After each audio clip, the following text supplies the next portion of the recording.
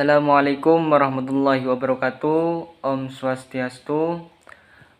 Baik, sebelumnya perkenalkan nama saya Muhammad Amiruddin dengan NIM 2112011014 dari Prodi Pendidikan Bahasa dan Sastra Indonesia Universitas Pendidikan Ganesha. Pada kesempatan kali ini saya akan membacakan berita tentang banjir di Jakarta pada tahun 2020 untuk memenuhi tugas membaca nyaring di semester 2 kali ini. Baik, berita bencana banjir di Jakarta. Pada awal tahun 2020 terjadi banjir di Jakarta dan sekitarnya karena curah hujan ekstrim lebih dari 150 mm per hari yang turun cukup merata di wilayah DKI Jakarta.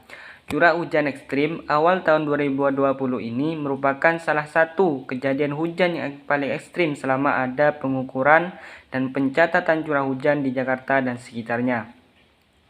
Curah hujan ekstrim tertinggi sejak 1866, hujan sangat lebat yang terjadi sejak Selasa pada tanggal 31 Desember 2019 sore hingga Rabu tanggal 1 Januari 2020 pagi, menyebabkan banjir cukup luas hingga Jumat pagi.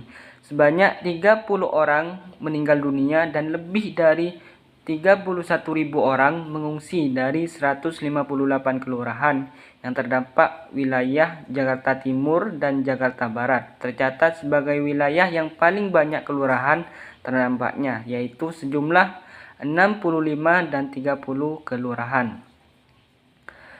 Analisis meteorologis pada tanggal 1 Januari 2020 pagi hari menunjukkan curah hujan tinggi tidak biasanya tersebut dipengaruhi oleh penguatan aliran monsun Asia dan indikasi jalur dengan konvergensi massa udara atau pertemuan angin monsun intertropis atau ITCZ tepat berada di atas wilayah Jawa bagian utara sehingga memicu pertumbuhan awan yang sangat cepat, tebal, dan masih akibat penguapan dari lautan sekitar Pulau Jawa yang sudah menghangat dan menyuplai kelimpahan massa uap air bagi atmosfer di atasnya.